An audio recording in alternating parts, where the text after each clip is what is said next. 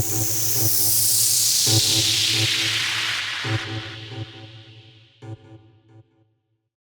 up, guys? Alton here. Got a video.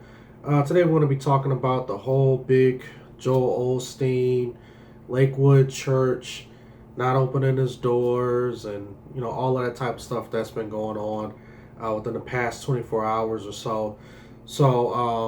I've heard so many different sides to this story, and what I'm going to try to do is I'm going to try to play just about each and every video clip that I've seen today to make me want to talk about or speak on this issue.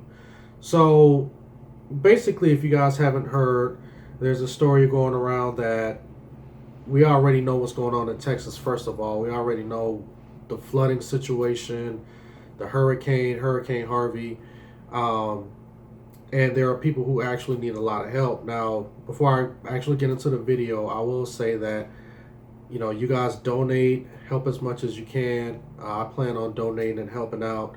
I don't have much, but I do plan on giving something to kind of go towards the people down in Texas. But anyway, as I get into the video, if you haven't heard, apparently Joel Osteen is not, or his church is not far away from the place where people actually need help, the flood zone. Now, rumor has it that Joel Osteen has locked his church doors and people cannot go in and get shelter, or they can't get the help that they need. And this is, if anyone knows Joel Osteen's church, he has a huge mega church, okay? His church used to be a basketball arena. That's where the place where the Houston Rockets used to play, but I guess they sold the building to him and they moved somewhere else. So this facility sits about 17,000 people. Okay, it's a huge facility. If you guys have been inside of a basketball arena, then you know exactly what I'm talking about. But anyway, big, huge mega church. People are walking up to his church, knocking on the door, saying that, hey, Joel Osteen's saying that the church is open, we're here. The church is not open. Then Joel Osteen's people are putting out stuff saying, hey, listen, we are open, but we couldn't open up earlier because we had water issues ourselves inside of the church. So they're gonna let people in. So what I'm gonna do is I'm gonna go ahead and play these clips, and we're going to go ahead and tell both sides of the story, because I'm the type of person, I just don't like to get online and just bash people. That's not what I do. So what I want to do is that I'm just going to go ahead and play these clips, and after that we're going to talk about actually what's going on in these video clips, and I'm going to give basically my 2 cents on what I believe is going on. So let's just go ahead and get right into it. They all locked. You see this? You see this? You see this entry is locked. It's locked. Do you see water inside of there? You see any water? No water. Let me walk around the entire building for the naysayers. You see any water? It's not even at ground level. Now the garage is at ground level, but that ain't the only parking space. Here go a whole parking garage right here. Right here, no water in the garage at all. The building goes up.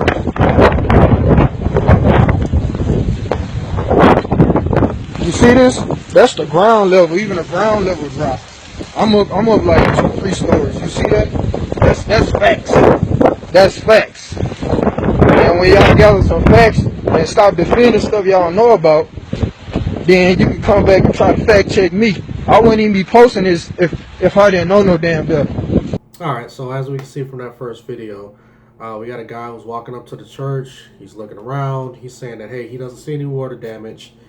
And he's saying that the streets are not flooded, as what Lakewood was saying. Lakewood said that their church was flooded. They had water damage. He's looking on the inside of the church, and he can't see anything. So basically, I saw this first video, and I was like, it's pretty interesting. So before I pass judgment, let me go ahead and try to get some more information on this. And then this second video comes up, and I'll watch this one. Well, good evening. Pardon me as I jump on my soapbox real quick here. So we are here at the street corner of Richmond and Edlow. Richmond and Edlow. As you can see, we've got some cars going through the intersection here. If we turn around and we look on Richmond, down that way, I just walked 3 miles. I walked 3 miles. Why? Why would I walk 3 miles in this absolute torrential downpour? Well, because I wanted to demonstrate something. So, your boy Joel Osteen, you know, prosperity gospel, give me your money and God's going to bless you. That guy? Yeah. So, he has a quote-unquote church over here.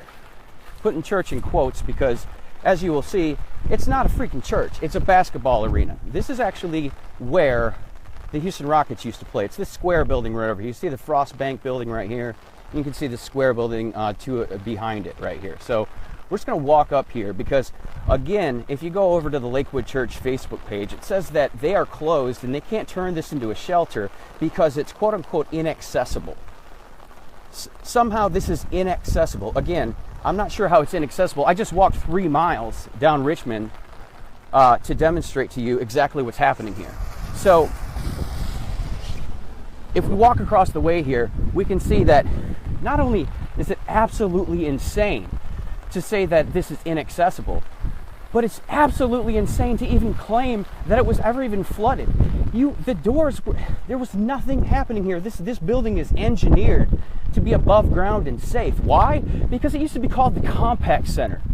It used to be called the Compact Center. And this is where the Houston freaking Rockets used to play before they moved downtown. And it just blows your mind. It blows my mind that this guy can call himself Christian, and call himself a pastor, and call himself a leader. He can call himself a leader. And then when literally the worst storm of the century, the worst storm of 500 years maybe, happens, and look, this place is absolutely empty. This place is absolutely empty. And it's a sham. It's a sham and it's a shame. Because if he is going to put it out there that he is actually, caring about everybody and praying for everybody. Just look at his Twitter feed. It's automated tweets that were probably scheduled months ago. There's one mention, hey, me and my wife, we're praying for everybody. We're praying for everybody. And I'm all for prayer. I'm all about prayer. I'm not knocking prayer. I'm knocking the dude that has one of the biggest shelters in the entire city right now that's not opening his doors. Look at this. This is parking. You know how many cars are submerged underwater right now that could be in this place, safe, and I'm sorry. I'm running out of words because I'm absolutely frustrated and just beyond angry about his claim that this place is quote unquote inaccessible. If it is inaccessible, then why in the hell am I walking next to it right now? And how did I walk 3 miles to get here? Look at the front doors. There's the front doors right there. There's no water there. There's no water down there. Nothing is happening here. Nothing is happening here. But there could be. It could be filled with Red Cross staff. It could be filled with people who are homeless right now. The south side is not very far. Sunnyside, where people are in their attics trying to stay away from water. And this guy yet comes out here and says that his place is quote unquote inaccessible. So I don't know. I'm just I'm beyond myself right now. I'm enraged because honestly, like, I have to deal with it every day from people like, you Christians don't care. You Christians don't care. And I said, no, we do. And then this opportunity comes up for Christians to demonstrate how much they care. And this dude does nothing. He does absolutely nothing. And on top of that, he lies about it. So, yeah, put the word out.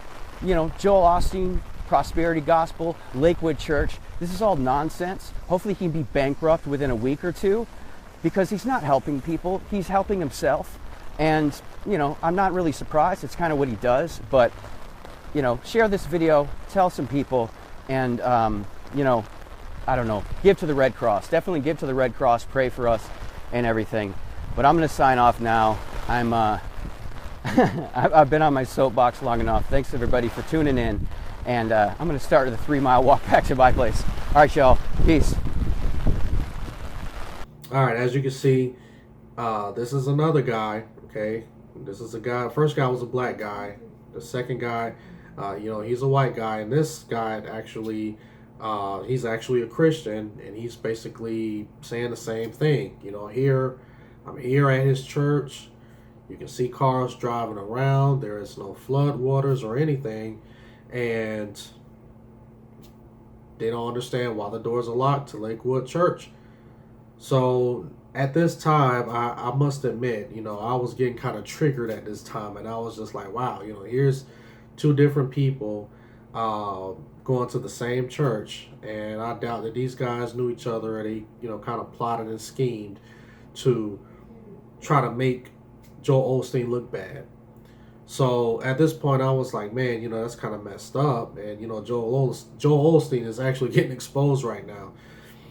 So before I decided to pass judgment, and I actually saw these video clips earlier today, and this was around maybe 1 p.m. So I actually couldn't wait to get back home and, give my 2 cents on this topic. But then this video clip pops up. Lakewood Church in Houston, Texas has been receiving criticism for not opening up their doors immediately after the hurricane. One of the associate pastors of the church, Paul Osteen, says that's not the entire story.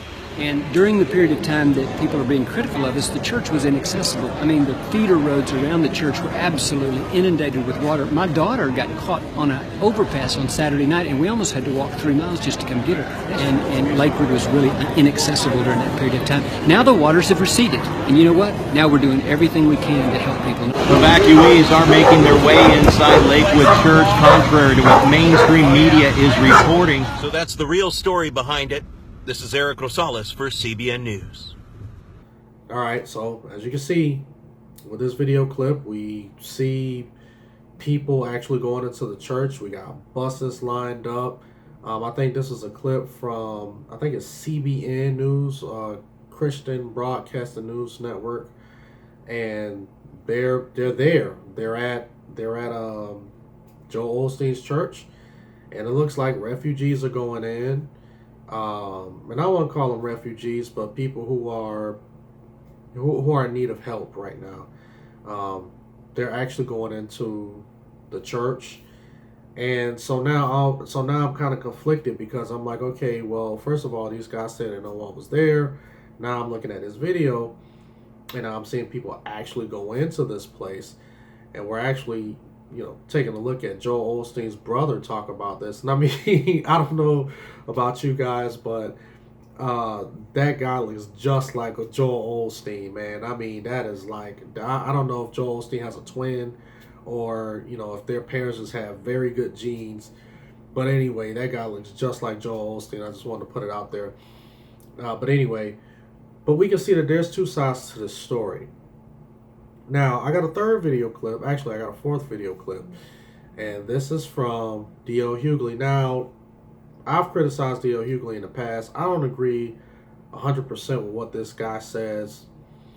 And I don't even think I really agree with him more than 30% of the time. But this may be one of the very few times that I do agree with him on this. So what I'm going to do is I'm going to go ahead and play this short clip of him speaking on this topic, and and then we'll just come back, and I'll just give my 2 cents about that. Church shortly after the hurricane began. Now, I'd like to point out that he has a mega church. He bought where the Rockets used to play, almost 17,000 seats. He has a TV ministry, and he collects a lot of money. A church doesn't exist just to provide you money. It doesn't exist just to marry people or bury people or spiritually counsel people. It exists to provide people not just spiritual shelter, but sometimes shelter from the rain. Sometimes it doesn't exist to lift people out of the fog of despair, of lack of spirituality. Sometimes it does that for people who are homeless. Sometimes it just doesn't feed you spiritually. It has to feed you physically. When you close your doors, that's not your door. Those are not your doors to close. Those doors belong to Christ. Those are his doors. You get the tax benefits you get because you say you're an agent of Christ, that you're doing what you're doing for him. That's not your money. Those are not your doors to close. Those are not your people to turn away. That is God's house. Christians love to say, what would Jesus do? I defy you to find me a place where you can reasonably say that Jesus would shut his doors during the most turbulent time in this city's history. That is selfish and small-minded, and anybody who makes excuses for that is just as selfish and small-minded. That's not your church. Those are your people, and they're drowning and they're crying out. Then later on, you said, well, they can't get here. They managed to get to other mosques and small churches. They managed to find refuge there. To me, it's because you get a tax exempt status, when something of this magnitude happens, churches should have to open their doors. They should have, religious people who get the benefit of a tax exemption should have to open their doors when something like this happens. And you shouldn't have to be told that. You should know it should have to happen. God should have put that on your heart. You were called to be an agent of him, and you don't know better than to close your doors while people are drowning and suffering? That's selfish and small-minded. That's very unchristian. I'm a pagan, and I wouldn't do that. So you tell me, so then shortly after that, he said his doors, there was nowhere to get to, and a man showed a video of how clear it was. And then he came out and opened this church up. It's wetter today, just as wet today as it was when you closed the door. I guarantee you, if that storm had happened on a Saturday, Sunday his ass would have had those doors open. Those 16 or 17,000 seats are not just for taking tithes. They're for providing people from the shelter. That church doesn't exist for you to just have a tax shelter. Sometimes it's shelter for your sheep. You didn't change your mind. God didn't put that on your heart to change your mind. Twitter did. All right, so you see what D.L. Hughley had to say. What I found interesting was that he said that, he considered himself a pagan. He doesn't consider himself a Christian. Although he basically says that, this is what Christians should be doing or whatever. And he's basically saying that, I'm a pagan and I wouldn't even treat anyone like that. But this is the thing. And this is where I believe that we as a church, we have to step up, not in the sense of, going out and trying to do more. Now, we can do more. Okay, don't get me wrong on that. But what gets me is that what we need to do is that we need to step out and we need to start rebuking a lot of these people who call themselves pastors. Because what's going on is that, number one, they're giving Christians a bad name. And these are people who are not actually reading the Bible and actually following the model of the church. So what you got is that you got someone who has got this big sanctuary, which is totally unbiblical. You'll never find in the Bible where the first century church just tried to get the biggest building that they could and try to cram as many people in as they can just so they can listen to one person come in every Sunday and tell them about the Word of God. That is not biblical. Okay, you won't find that in the Bible, not when it comes to the establishment of the church. But the thing is that when you are considered a Christian, you have a very specific title. People hold you to a certain standard. So if you're doing something that is unbiblical, people pick it up just like that. Just like D.L. Hughley said. He said, I'm a pagan. And the Bible does talks about pagans knowing innately right from wrong. It's one of those things to where we have to be able to start separating ourselves from people who call themselves pastors. And that's why when I talk about a church reformation or revival, we have to get back to the basics. We have to read that Bible. And that's why I always encourage people to read that Bible. Know what you're studying, know what you're reading, know what you're talking about. Don't just keep going to these big churches and just because a person call themselves a pastor, and just because a building has church on it doesn't mean that they're actually doing or preaching the Word of God. Now, we do have a lot of Christian people who are out actually helping out and doing what they can. But what happens is that the Christian people, the everyday Christians, like me and some of you guys out there, who actually go out and donate our services and money and volunteer, like we don't get put under the spotlight. And to me, I'm the type of person I rather like it. I rather keep it that way. I'm the type of person I don't really like a lot of attention, but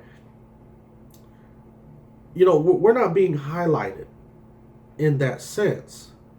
But when you got a person that's actually looking for the highlight and they're calling themselves Christian, and then something like this happens, then people look at that person and then judges all of us based on what this person does because they're in the spotlight.